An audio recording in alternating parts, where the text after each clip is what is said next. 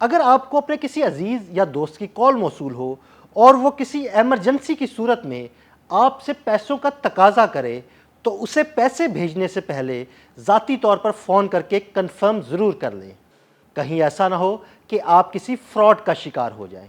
جی ہاں بالکل، اے آئی نے اب انسانی لہجے اور آواز کی ہو بہو نقل کرنا شروع کر دی ہے، اور اے آئی کے ذریعے آپ کو کسی فراڈ میں پھنسایا جا سکتا ہے۔ ٹیکنالوجی کے موجودہ دور میں دن بدن ہوتی ترقی جہاں انسانوں کے لیے سہولت کا باعث بن رہی ہے، وہیں لوگوں کے لیے مشکلات بھی پیدا کر رہی ہے اور فراڈ کے نت نئے طریقے بھی سامنے آ رہے ہیں، کیونکہ جرائم پیشہ عناصر نے اب فراڈ کے لیے اے آئی کا استعمال بھی شروع کر دیا ہے۔ اے آئی یعنی آرٹیفیشل انٹیلیجنس اب انسانوں جیسی آواز اور لہجوں میں بھی بولنے لگی ہے، جس نے ماہرین کے لیے خطرے کی گھنٹی بجا دی ہے۔ اب آپ اپنے کسی بھی دوست یا رشتہ دار کی ہو بہو آواز اور لہجہ سن کر فراڈ کا شکار ہو سکتے ہیں۔ جی ہاں، مصنوعی ذہانت سے بنائی گئی آوازوں نے فون فراڈ میں نیا طوفان برپا کر دیا ہے۔ اے آئی ٹیکنالوجی اب انسانی لہجے، اتار چڑھاؤ اور جذبات کو بھی نقل کرنے لگی ہے، یعنی اگر آپ کو اپنے کسی عزیز کی کال موصول ہو تو یہ ضروری نہیں کہ دوسری جانب آپ کا وہ عزیز آپ سے بات کر رہا ہے، بلکہ یہ بھی ہو سکتا ہے کہ جرائم پیشہ عناصر اے آئی کے ذریعے